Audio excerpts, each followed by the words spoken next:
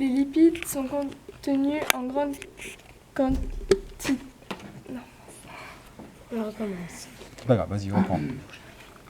Les lipides sont contenus en grande quantité dans une catégorie d'aliments appelés produits gras, comme la mayonnaise ou le beurre. On en trouve aussi beaucoup dans deux autres catégories, viande, poisson, œufs et produits laitiers. Si on avait un microscope assez puissant, on pourrait voir des lipides. Cela ressemble à ce genre de molécules. Puis, quand on avale, les lipides passent par l'œsophage, puis arrivent dans l'estomac, où il ne se passe pas grand-chose pour eux. Mais le foie prépare une drôle de substance appelée bile. Cette substance est stockée dans la vésicule biliaire et sera déversée dans l'intestin au bon moment pour provoquer une émulsion avec les lipides. C'est une sorte de mousse qui permettra aux enzymes de mieux agir.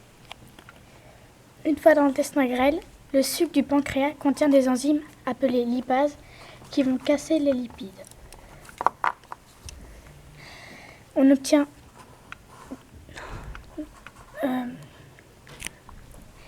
le suc intestinal qui est fabriqué par l'intestin lui-même casse en encore plus petits morceaux. On obtient du glycérol et des acides gras. Ils sont assez petits pour être transportés à travers la membrane des cellules de l'intestin.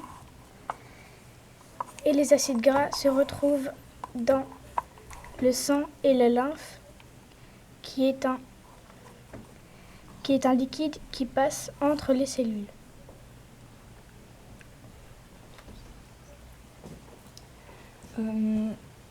Grâce au sang et à la lymphe, les glycérols et acides gras vont dans toutes nos cellules.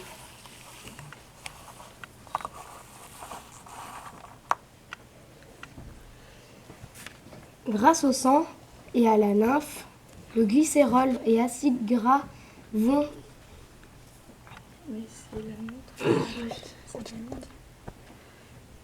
à l'intérieur d'une cellule. Les glycérols et acides gras sont assemblés à nouveau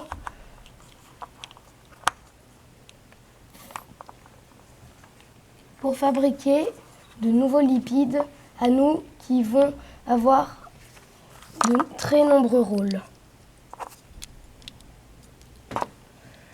Par exemple, dans toutes les cellules, les membranes sont constituées de lipides. Dans le cerveau, les cellules nerveuses ont beaucoup de membranes, donc beaucoup de lipides.